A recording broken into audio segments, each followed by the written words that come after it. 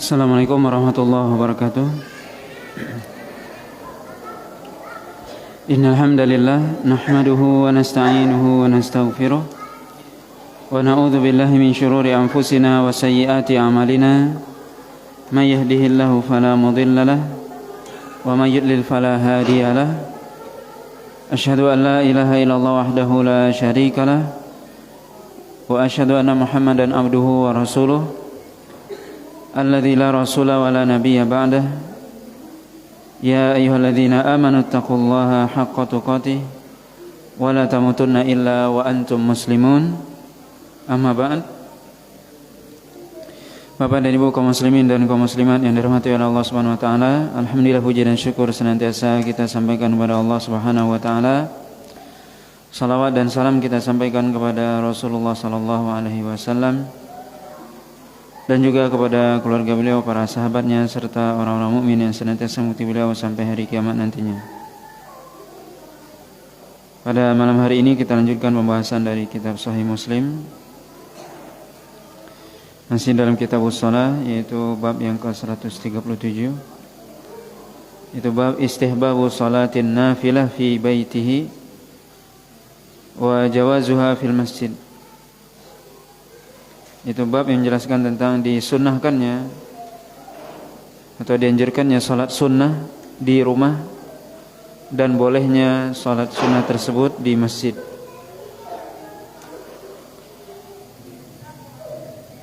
Hadis yang ke-1817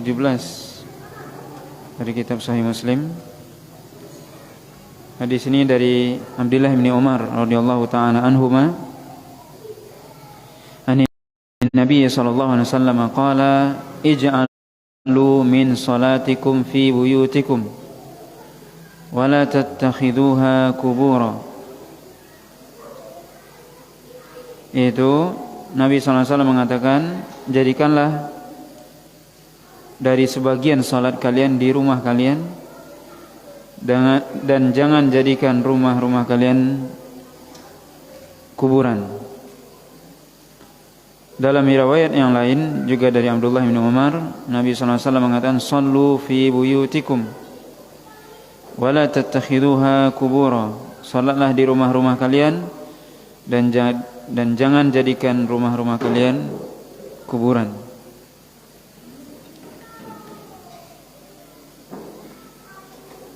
Hadis Abdullah bin Umar ini memberikan faedah kepada kita bahwasanya Nabi SAW menganjurkan atau menyuruh untuk kita melaksanakan salat sunnah di rumah. Nabi tadi mengatakan, "Shallu fi buyutikum." Salatlah di rumah-rumah kalian. Dan salat yang dimaksud adalah salat sunnah. Salat yang dimaksud adalah salat sunnah sebagaimana nanti akan disebutkan dalam riwayat yang lain.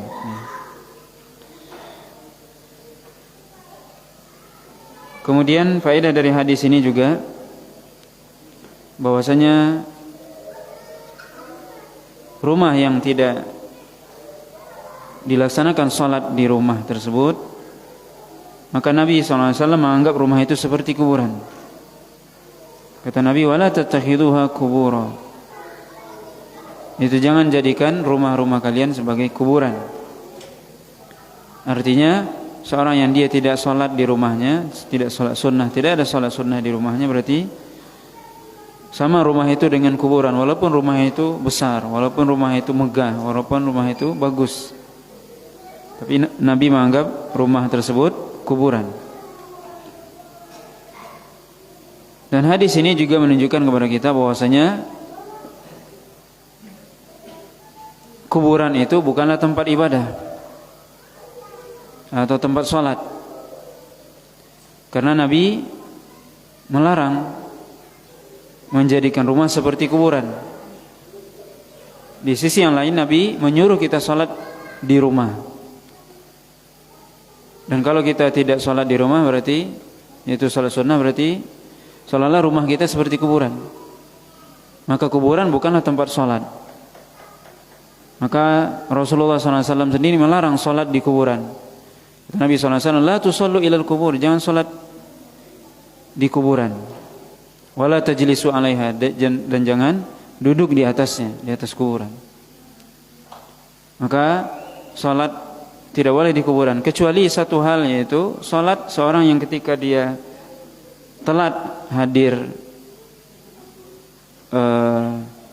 ketika jenazah sudah dimakamkan, dia baru datang, maka dia boleh menyolatkan di kuburan tersebut. Sebagaimana Nabi SAW pernah menyolatkan seorang wanita, yang wanita tersebut sehari-harinya atau seringkali membersihkan masjid. Kemudian wanita tersebut meninggal. Kemudian Nabi SAW bertanya, mana wanita yang biasanya membersihkan masjid? Sudah meninggal wahai Rasul. Itu meninggalnya ketika malam hari. Maka sahabat tidak memberitahu Rasul SAW. Kemudian Nabi SAW bertanya, di mana kuburannya? Kemudian Nabi menyolatkan di situ. Oke, ini satu-satunya yang dibolehkan, ya, salat di kuburan ketika seorang telat atau terlewat, ya, dari mensolatkan jenazah. Selain itu, maka tidak boleh, ya, seorang salat di kuburan. Dan justru sebaliknya, rumah kita mestinya ada bagian dari salat kita, itu dengan kita banyak salat sunnah, tentunya juga dengan berzikir, baca Al-Quran di rumah tersebut. Maka hadis ini menunjukkan kepada kita anjuran untuk kita memperbanyak salat di rumah, salat sunnah. Kemudian juga hadis ini secara tidak langsung menunjukkan bahwasanya kuburan bukanlah tempat untuk salat, ya. Justru Nabi SAW dalam hadis yang lain itu melarang, ya, kuburan dijadikan sebagai tempat salat.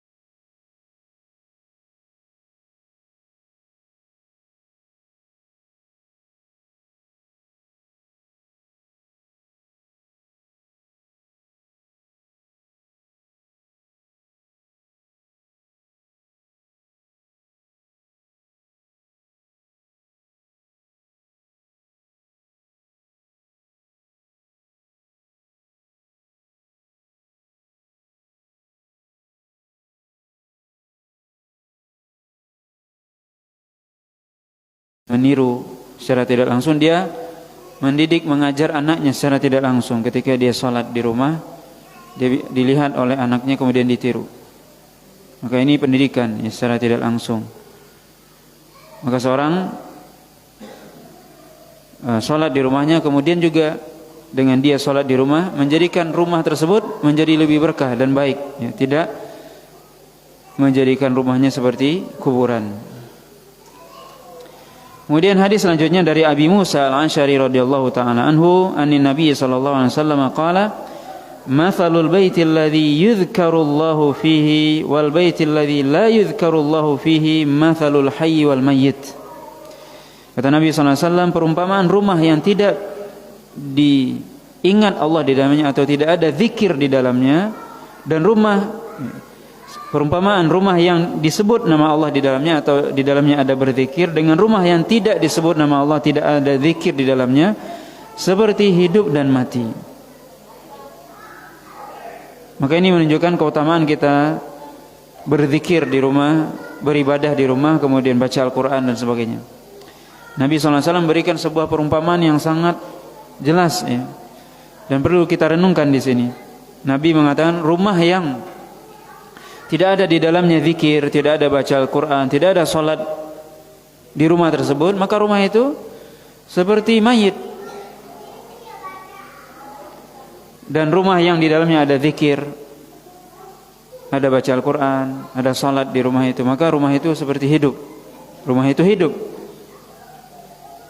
Dan dalam riwayat Imam Bukhari disebutkan, mathalul ladzi yadhkuru rabbahu walladzi la yadhkuru rabbahu kamathalil hayy wal mayyit.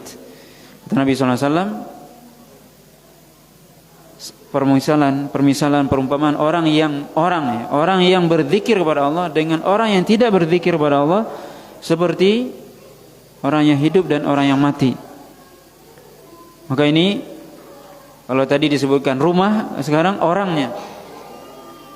Orang yang berzikir kepada Allah itulah orang yang hidup.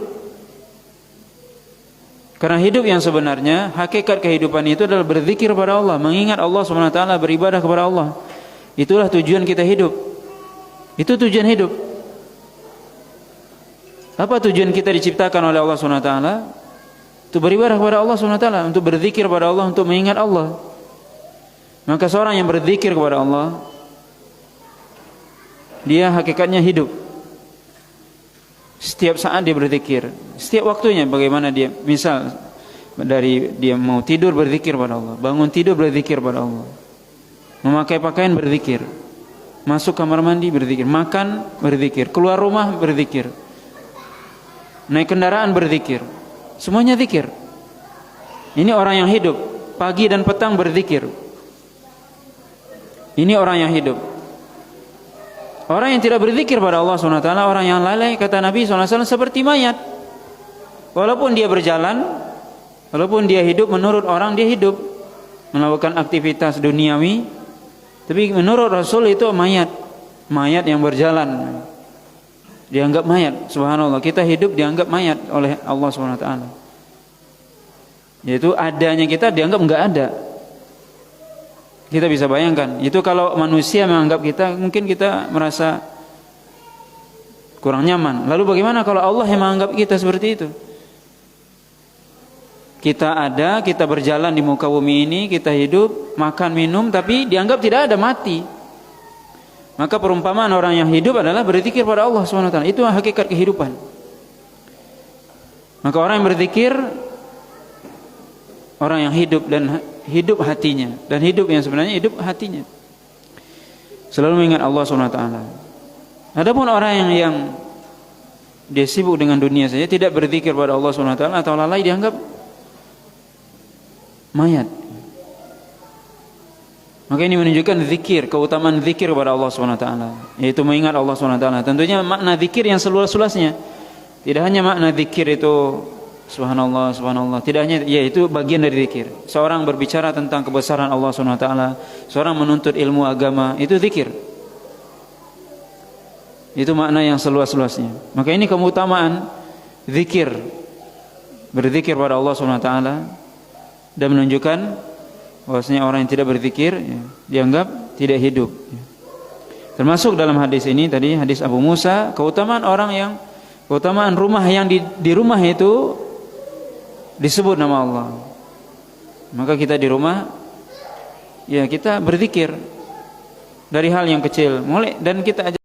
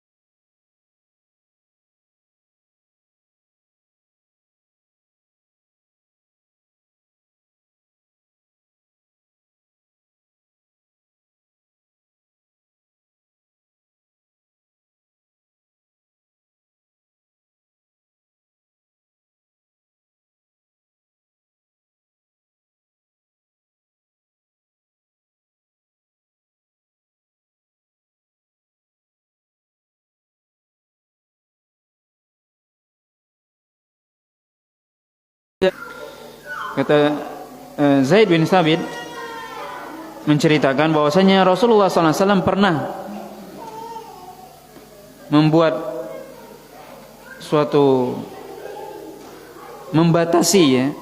membuat suatu batas di masjid dengan tikar ataupun dengan hal yang lainnya. Jadi Nabi SAW pernah membuat batas di masjid khusus buat beliau dengan tikar, ditandai dengan tikar ataupun yang lainnya. Kemudian Rasulullah SAW keluar, kemudian sholat di situ, di tempat tersebut. Berarti beliau sholat di tempat yang sudah beliau khususkan tersebut.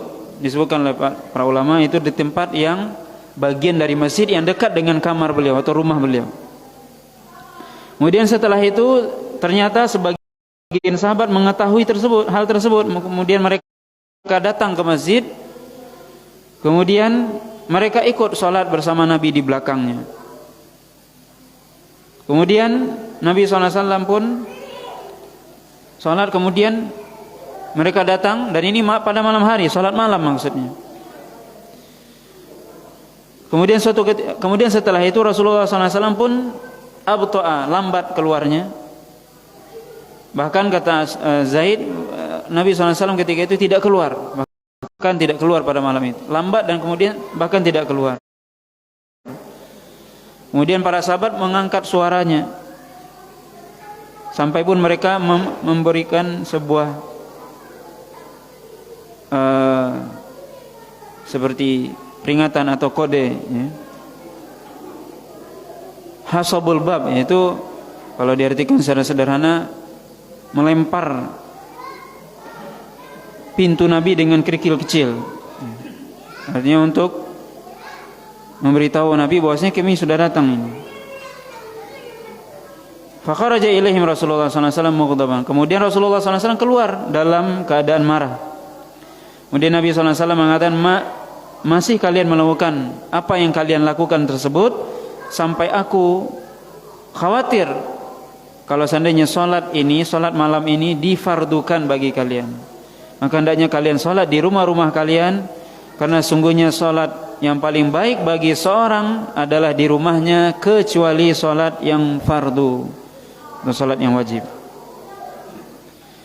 Maka hadis ini menunjukkan kepada kita bagaimana para sahabat di zaman terdahulu mereka sangat mengikuti Nabi SAW dan sangat mencari tahu bagaimana keadaan Nabi SAW. Ini ketika malam hari, di mana Nabi SAW sholat pada malam hari, dan beliau sholat di masjid, ya, karena rumah beliau di samping masjid, dekat dari masjid. Beliau sholat malam di masjid. Kemudian para sahabat mencari tahu, ternyata ada yang tahu. Akhirnya mereka datang sekian malam, ya, 1-2 malam dan seterusnya. Sebagian ulama mengatakan ini pada sholat bulan Ramadan atau sholat tarawih. Kemudian Nabi SAW tidak mau keluar pada malam selanjutnya. Kenapa? Tidak ada yang memberatkan Nabi kecuali apa? Karena khawatir kalau seandainya sholat malam itu difardukan. Maka Nabi tidak mau memberatkan umatnya. Maka ini juga menunjukkan bagaimana Nabi SAW itu tidak ingin memberatkan umat. Khawatir kalau seandainya sholat malam itu wajib, maka berat bagi umatnya. Faedah dari hadis ini juga bahwasanya boleh seorang sholat sunnah di masjid. Karena Nabi sendiri ini sholat malam di masjid.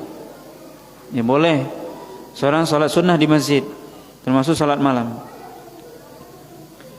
Kemudian juga faedah dari hadis ini, bolehnya seorang berimam, menjadi makmum dari imam, yang imam itu dia sholat sendiri awalnya. Jadi ada seorang yang sholat sendiri, kemudian ada orang di belakangnya yang ingin bermakmum dengan orang tersebut, maka itu dibolehkan. Karena para ulama menjelaskan bahwasanya seorang imam tidak wajib dia meniatkan dirinya untuk menjadi imam. Maka kalau kita lagi sholat sendiri, kemudian ada yang datang di belakang untuk ikut sholat kita, maka itu dibolehkan. Seperti sahabat ini, Nabi sholat sendiri, kemudian datang sahabat. Sebagaimana juga hadis sebelumnya kita baca tentang sholat malam Nabi. Nabi sholat sendiri, kemudian datang Abdullah bin Abbas, datang Huzaifah, datang Abdullah bin Mas'ud. Ya. Kemudian faedah dari hadis ini juga bahwasanya sebaik-baik salat adalah di rumah. Boleh salat di masjid, salat sunnah maksudnya, boleh salat sunnah di masjid, tapi sebaik-baik salat kata Nabi di rumah. Kecuali salat wajib, salat yang 5 waktu, maka yang paling terbaik tentunya di masjid. Maka ini menunjukkan ya salat sunnah itu yang paling utama di rumah.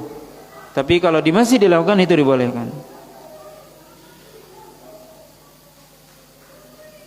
Kenapa? Para ulama menjelaskan tentunya salat sunnah itu ketika dilakukan di rumah, tentunya orang ketika melakukannya di rumah tidak terlihat oleh orang lain, tentunya lebih khusyuk, lebih jauh dari riya. Dan juga apalagi kalau dia salat malam, tentunya itu lebih khusyuk dan lebih seseorang jauh dari penyakit riya, ya. Karena tidak ada orang yang melihat. Dia mau baca panjang, mau lama, itu tidak ada yang lihat, tidak ada yang dengar misalnya. Maka tentunya ada seorang lebih ikhlas dia dalam salatnya. Dan lebih khusyuk juga kalau dia malam salat malam di rumahnya. Maka ini salah satu keutamaan, ya. Salat malam di rumah.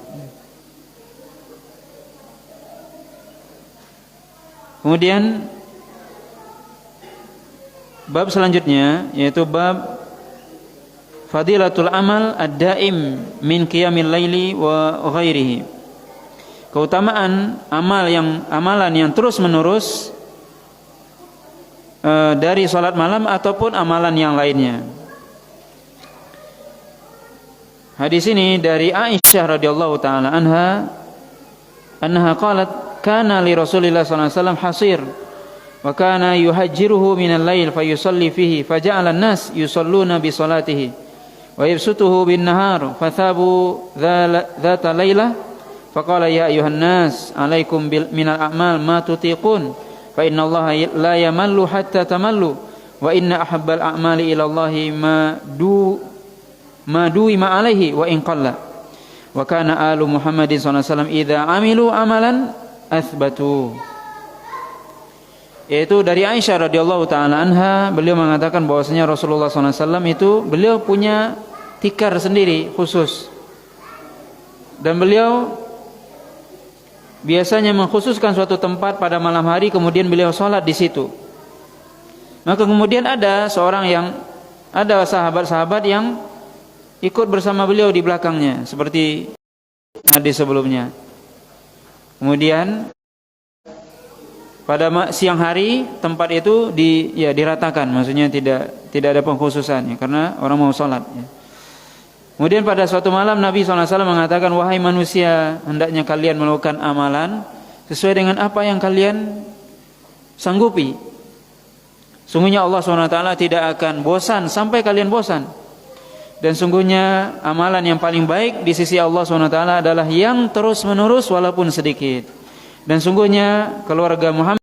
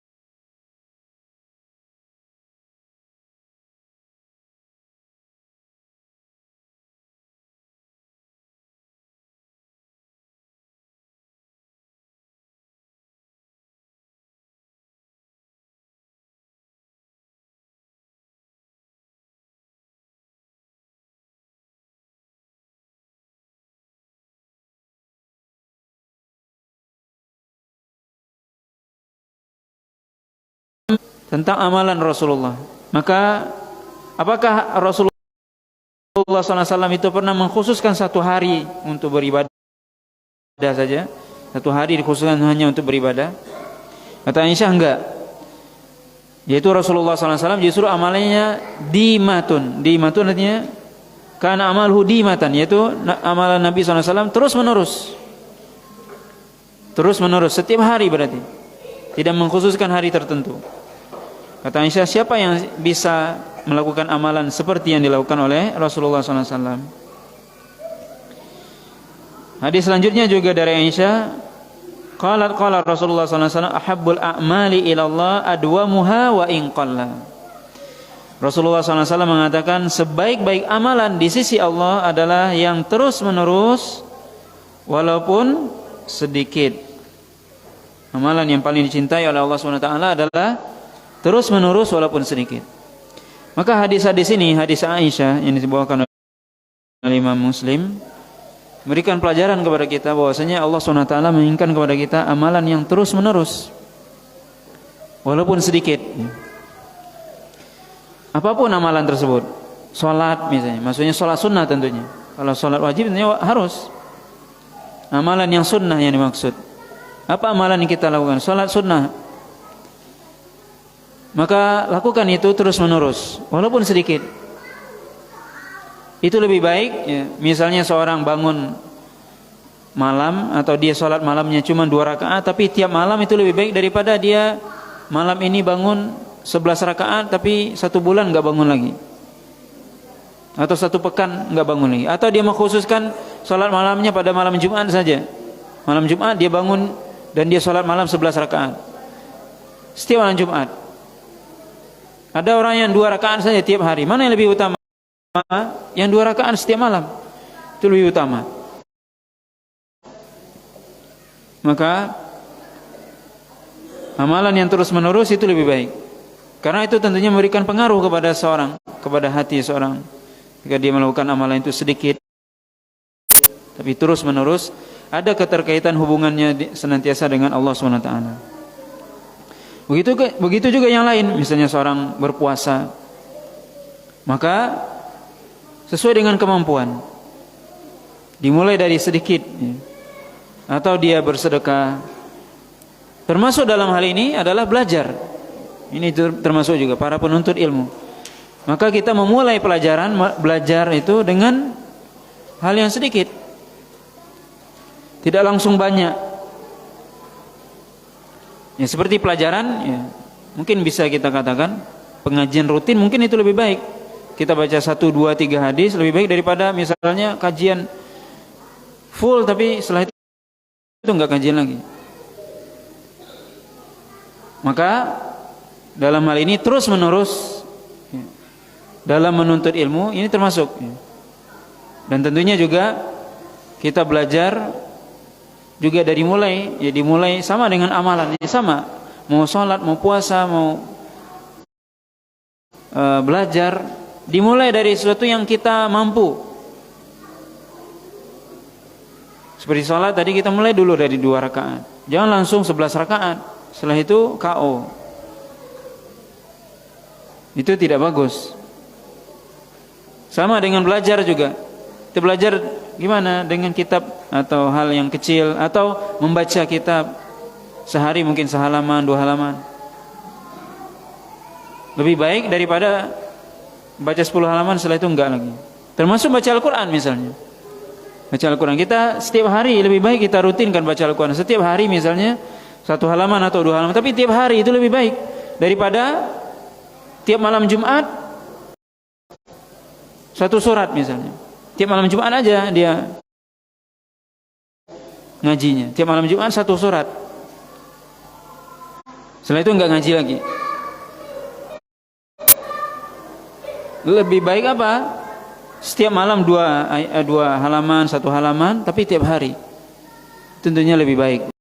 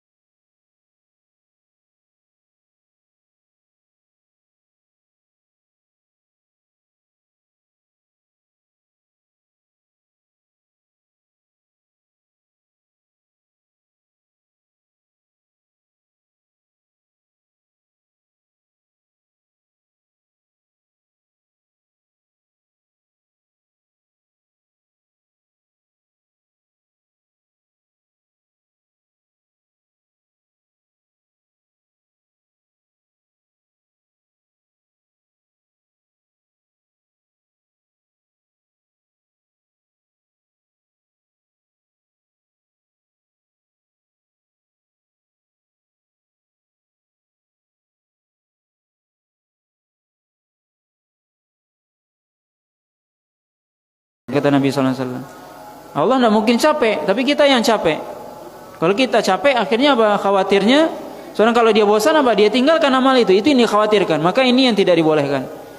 Makanya Nabi tadi menyukai apa? Amalan yang sedikit tapi terus menerus, daripada banyak akhirnya seorang bosan kemudian dia tinggalkan amalan itu. Ini tidak bagus. Nah, kemudian juga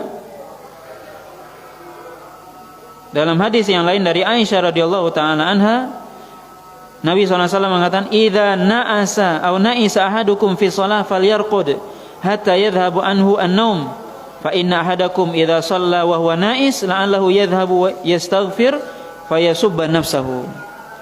Kalau salah seorang di antara kalian salat, yaitu apa? Salat malam maksudnya ini, kemudian dia ngantuk, hendaknya dia tidur dulu sampai hilang ngantuknya. Sebab seorang ketika dia sholat kemudian dia ngantuk, bisa jadi dia ingin beristighfar, justru dia mencela dirinya. Ini yang disampaikan oleh Nabi SAW. Sholat malam, seorang misalnya semangat untuk sholat malam, tapi kalau dia ngantuk, tidur dulu. Setelah itu baru bangun lagi. Kenapa? Karena seorang ketika dia sholat, yang diperhatikan apa? Yang penting dari sholat itu khusyuk. Bagaimana orang khusyuk kalau dia ngantuk sholatnya? Nggak tahu yang dia baca. Dia baca istighfar, justru dia mencela dirinya. Dia ingin berdoa yang baik, justru membaca doa yang buruk dan sebagainya. Maka seorang yang dilihat apa? Ketika sholat itu khusyuknya. Dan ini inti dari sholat, khusyuk. Dan itu tidak mungkin terwujud kalau seorang ngantuk. Dan ini termasuk apa? Memberatkan diri. Ya, ketika seorang mengantuk kemudian dia paksakan. Hadis yang terakhir dari bab ini yaitu hadis Abu Hurairah radhiyallahu taala anhu, qala Rasulullah sallallahu alaihi wasallam, "Idza qama ahadukum minal lail fastajamal Qur'an ala lisanihi, falam yadri ma yaqul falyattaji." Kata Nabi sallallahu alaihi wasallam, jika salah seorang di antara Anda bangun salat malam, ini jelas ya lafaznya. Salat malam. Fastajama alaihi Qur'an, maksudnya dia baca Al-Qur'annya enggak jelas. Kata Nabi, falam yadri ma yaqul, enggak tahu dia apa yang dia baca, sudah enggak karu-karuan yang dia baca, salatnya, bacaan Al-Qur'annya. Falyattaji, kata Nabi, tidurlah dia. Maka hadis-hadis ini menunjukkan kepada kita apa? Bahwasanya kita dalam kita beramal tidak boleh kita memaksakan diri. Enggak boleh memaksakan diri. Dan ini biasanya bagi orang yang pertama kali hijrah ini misalnya. Pertama kali semangat, istilahnya ngejas gitu. Wah, semangat ini, langsung sholat malam 11 rakaat, puasa Senin Kamis misalnya, semuanya dilakukan karena baru. Setelah itu cuma kuat sebulan, setelah itu enggak ke masjid lagi, naudzubillah. Nah, ini enggak benar. Maka seorang tidak boleh memaksakan dirinya, tidak boleh memaksakan diri. Beramal sesuai dengan kemampuan dan bertahap tadi, bertahap. Termasuk juga dalam hal ini apa? Belajar. Termasuk juga ini kita mungkin sebutkan para pelajar. Banyak orang yang semangat belajar, awalnya rajin, setelah itu enggak lagi datang sama sekali. Atau awalnya baca kitab sekian halaman, satu pekan, setiap harinya dibaca 100 halaman. Tahannya 1 pekan. Setelah itu enggak dipegang-pegang lagi kitabnya. Nah, ini apa? Menyusahkan diri, artinya memberatkan diri. Maka hendaknya kita tahu kemampuan kita. Dan memang semua kita sama. Semua segala sesuatu itu apa? Dimulai dengan bertahap. Dalam hal apa saja, baik itu dalam beramal, amalan akhirat